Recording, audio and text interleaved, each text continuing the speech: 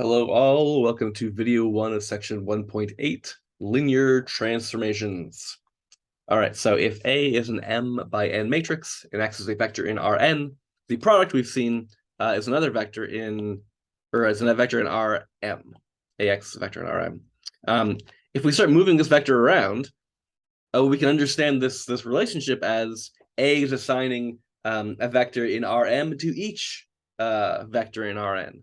And sort of the picture we should draw in our mind is maybe we've got our n here, and we've got our vector x, and we've got maybe we'll draw our m as like space instead of something two-dimensional. And here we've got there we've got ax, and it's being sent, and sort of no matter which vector you choose in Rn, it's being mapped to something in Rm just by matrix multiplication. All right. So this actually defines a map or a function or a transformation from Rn to Rm. And so let's make some definitions here.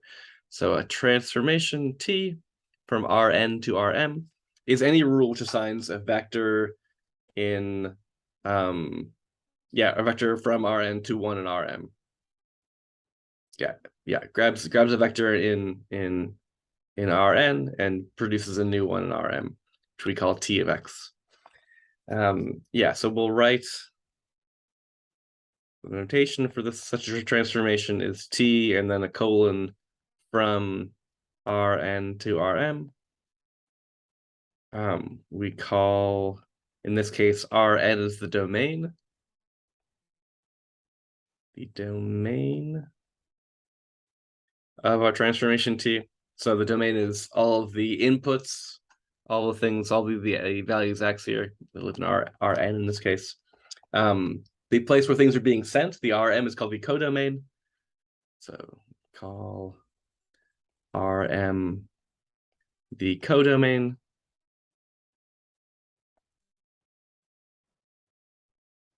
Okay. And then for each x, vector x in our domain, in Rn, we call T of x. So this is the vector in the codomain that it gets mapped to. We call that the image of x. The image of x. Image of x under T.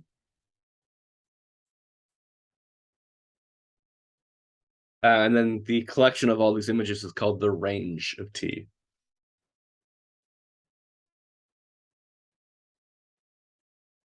The collection of all such images is the range of T. So yeah, you might have a transformation from Rn to Rm. It's not necessary that we hit everything, right? Maybe not everything is the product of or is hit by something this way, but the parts that we do hit, that's the range. Everything that can be the output of this function is called the range. All right. So then we just saw that if we have a matrix, that defines the transformation. Now, it's nothing in our definition says it has to come from a matrix, but we're going to focus for a little bit on transformations that do come from a matrix. All right, this is exactly what I said. Yeah, transformation doesn't need to come from a matrix, but we'll focus on those for a sec. So given an M by N matrix, we can define a matrix transformation that says our, whatever x is, we should assign it the vector a times x. And this gives us a transformation from Rn to Rm. So, right, the domain, of course, is still Rn. The codomain is still Rm. And right, the range of T, that's harder to say without knowing more information about our matrix. But we can still say, the range of T is what? The set of all vectors B in the codomain in Rm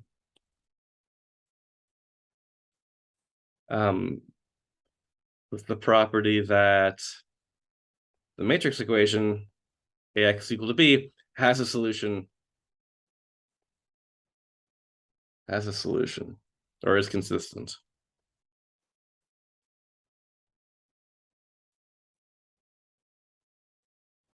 Okay, equivalently, yeah.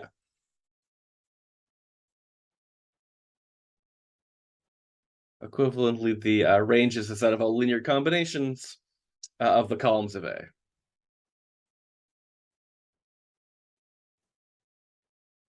The range of T is the set of all linear combinations of the columns of A.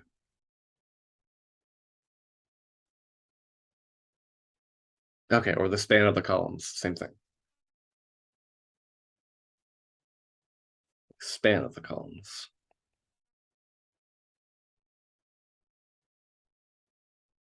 Okay, and if it feels like we've got a million different words for the same thing, because here again we have the equation Ax is equal to B. If it feels like there's just a million words for the same thing, that's you're not far off. There's a lot of different ways of saying the same thing, but it speaks a little bit to how versatile our setup is. That so many slightly different things can be captured the same way. Okay, and then there we go. And then what? And then I've got a little note for myself which says C theorem 4, which I think is related to yeah, it's a theorem saying when this is true. Yeah. Okay, so let's do some examples, make this more concrete for ourselves. So let's let A be the matrix 1, -2, 1, 3, -4, 5, 0, 1, 1, -3, 5, -4. Okay, and we'll define T, which will go from R3 to R4 by saying that T evaluated at some vector is just A times X. Whatever vector we input for T, we just hit it with the matrix A. Okay, what are we going to do with this information? So the first thing we want to do is, yeah, we'll let U be equal to 1, 3, 2. We're going to find T evaluated at U. Next, we'll ask ourselves, is B the vector 1, 1, -1, -2 in the range of T?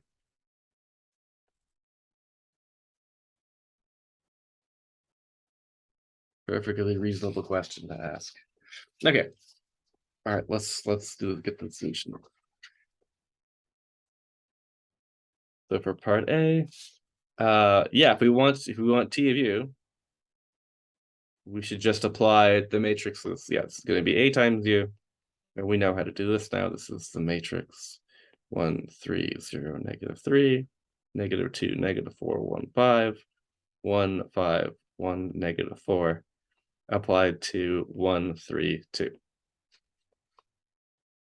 Okay, and then we should just do the algebra that's necessary. So for fun, I'll do it in complete detail, and if you don't like it, you can fast forward. So then what is this going to be?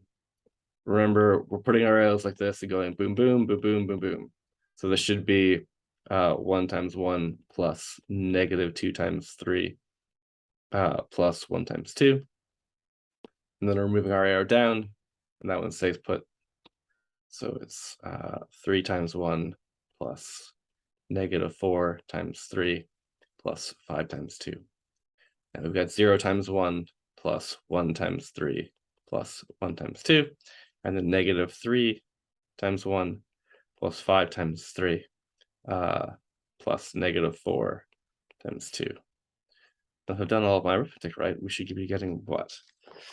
-6 plus 3 is -3. That checks out. We've got 10 plus 3 minus 12 is 13. Minus 12 is 1. We've got 3 plus 2 is 5. And then we've got 15 minus 3 is 12. Minus 8 is 4. And that 3 is looking a little sloppy. Oh, better. Okay, did it. All right, so then part B, more work. But that's life. Is this vector in the range? Okay, so we know these are our solutions. So yeah, B is in the range. Provided the same old song and dance, provided our matrix equation has a solution.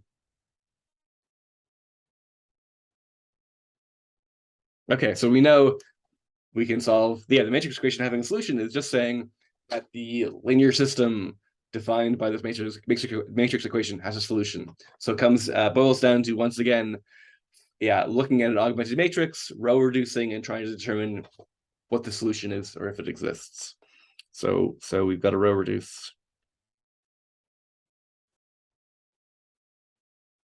Our matrix 1, -2, 1, 3, -4, 5, 0, 1, 1, -3, 5, -4, and we augment with the matrix with the vector B, which was 1, 1, -1, -2. Okay, where are my notes at? Here we go. So then our matrix, what are we going to do here? Ooh, okay, so let's do row 2 minus 3 row 1. Let's also do row 4 plus 3 row 1. So our first row isn't going to change at all.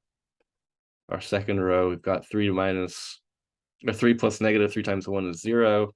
We've got -4 times or plus -3 times -2.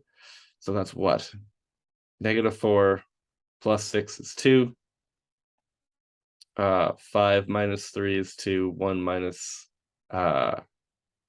3 is -2. Okay, our third row is not going anywhere. And then our fourth is -3 plus 3 is 0. 5 plus -6 is -1. -4 plus 3 is -1. -2 plus 3 is +1. Ooh, okay, I've been doing this a long time. I still struggle with arithmetic, but I think I did it right. Okay, let's do this again. What do we want to do now? Okay, let's do the easy one. Let's just take a half of row 2. Give ourselves a quick one. 1, 1, -1, 0, 1, 1, -1. Oh, I'm liking how this looks now. Right, everything's gonna be cakewalk from here. So now let's do row 3 minus row 2. Let's do row 4 plus row 2. Row 1's not going anywhere for the moment. Row 2 is gonna hang out for a sec as well. Let's see, row 1 minus 1 is 0, 1 minus 1 is 0, -1 minus -1 is 0. Here we've got adding everything together. -1 plus 1 is 0, -1 plus 1 is 0, -1 plus 1 is 0. Boom. Wow, okay, that solved a lot of problems for us. So now let's tidy up row 1. Do +2 row 2. So 1, 0, 3, -1, 0, 1, 1, -1, and the rest are just zeros. Okay, and that's as reduced as we can get it. This is telling us that x1 plus 3x3 is -1. It's telling us that x2 plus x3 is also -1. And so what we really get from all of this is that x1 is minus 3x3 minus 1. x2 is minus x3 minus 1. x3 is free. And x4 is free. Sorry, there is no x4. Okay.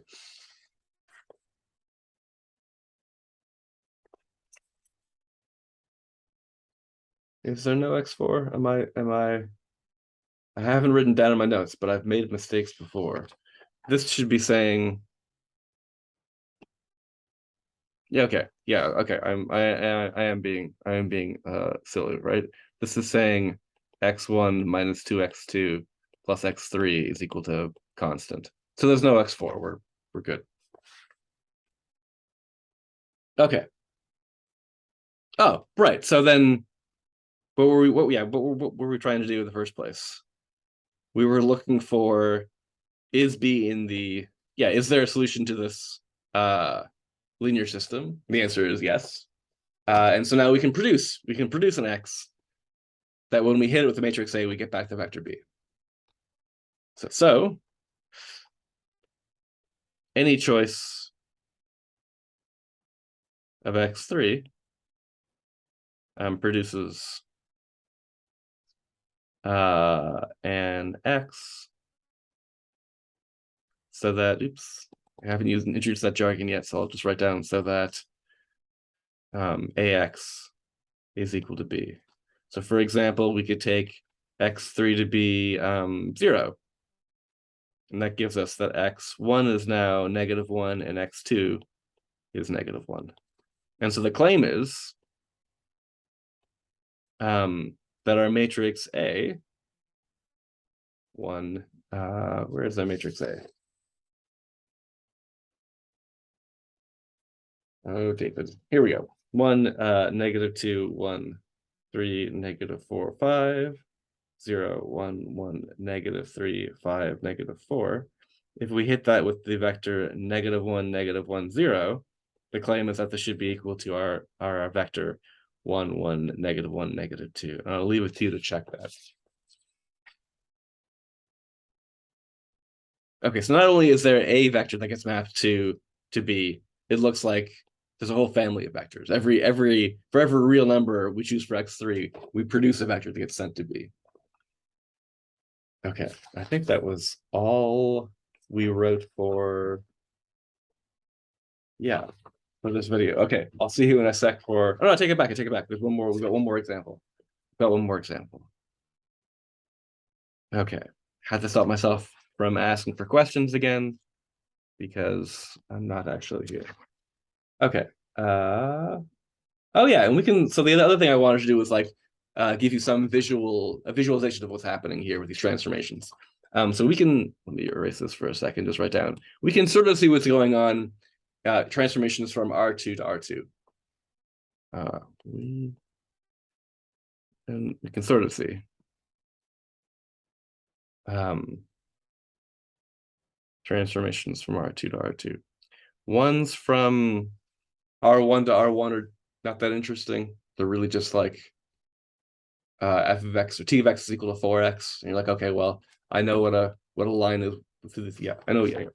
But the ones from R2 to R2 are a little more complicated. So let's look at an example. Maybe we like the matrix 0, -1, -1, 0. And so the goal is going to be, well, what, we can write down what a plane is, a two-dimensional plane. How does this transformation change the plane? And maybe some graph paper is appropriate here. Boom. Okay, so let's draw a little plane for ourselves. Okay, we'll do some calculations over here. Maybe we go 1. Actually, let's give ourselves some more room. 1, 1, -1, -1. All right, and let's make some computations. So we know that A evaluated at 1, 1 is just 0, -1, -1, 0, multiplied by 1, 1.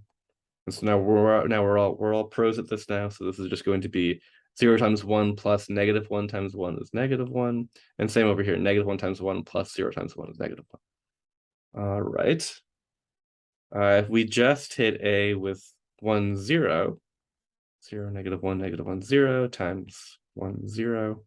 Yeah, you can, by the way, you can sit here and watch me do this. I'm gonna run through 1 1 0 1 0, yeah, 1 1 1 1 0 0 1 1 negative 1 negative 1 1 and plot those points basically. You can sit here and watch me, and there's nothing wrong with that, but it might be very, very boring. It might be much more instructive to like pause the video for a second, grind these all out, and skip ahead. So I encourage you to do that. All right. If you want to keep on watching, then please do. What's happening here? Again, we've got 0 times 1 plus -1 times 0, so there's a hard 0 in that first slot. And we've also got -1 times 1 and 0 times 0, that's a -1. Boom. Same with 0 1 0 -1 -1 0 0 1. So now we've got 0 and 0 and -1 and +1s, giving us a -1. And now the zeros kill everything else. Let's look at a times 1 -1, and maybe we can jump ahead a little bit. We've got 0 times 1 and -1 times -1 is just 1, and then we've got -1 times 1 and 0 times -1. That's giving us another -1. -1 1. Yeah, we can see this would just be the opposite. It'll be -1 1. I think that's all the points that I wanted to show. So let's see what's happening. Let's do the inputs in red and the outputs in blue for fun. Input, output. Well, we have to be cute about these points where the input and the output are equal. Okay, so what did we input? We're inputting 1 1. That was the first point. We inputted 1 0. We inputted 0 1. We inputted 1 -1 and also -1 1. Okay. And we know that if we toss in 0 0, we're gonna get back 0 0. Let's include that for completeness. Okay. So what I'm thinking of is we've got this square. We're going to see where it goes. We also have these points. These 3 points as well. And what's happening is what 1 1 got mapped to -1 -1. So here are, oops, there we go. -1 -1. So this is the image of. So this is t evaluated at 1 1. 1 0 got mapped to 0 -1, so that's 0 -1. So that got mapped there. So this is t of 1 0. Sorry, I'm writing this sideways, but I really want to write them this way. This was t of 1 1. This was t of 1 0. We can see now that this is going to be t of 0 1. And actually, we need some purple, right? Because these points all get mapped to themselves. They're both blue and red. So what am I saying here? I'm saying 1, -1 is equal to t of 1, -1. And -1, 1 is equal to t of -1, 1. Okay, so it looks like everything, even on this line, is going to get sent to itself. And it looks like we maybe mirrored across this line. The square that we got here is being mapped to a square over there. Boom. Everything's being mirrored along this line. And of course, the line of reflection stays put. Okay, so this is, I mean, not every matrix is going to produce a reflection like this, but this is a typical matrix transformation. All right, and let's get a better idea of what's happening in general. And so in general, if you take your matrix A and hit it with x1, x2. This is 0, -1, -1, 0, x1, x2. Okay, and what's happening is it's picking out. Here we've got 0 times x1, -1 times x2, so that's negative x2, and here we've got -1 times x1 plus 0 times x2, negative x1. So it's swapping the x and the y, and it's negating them both.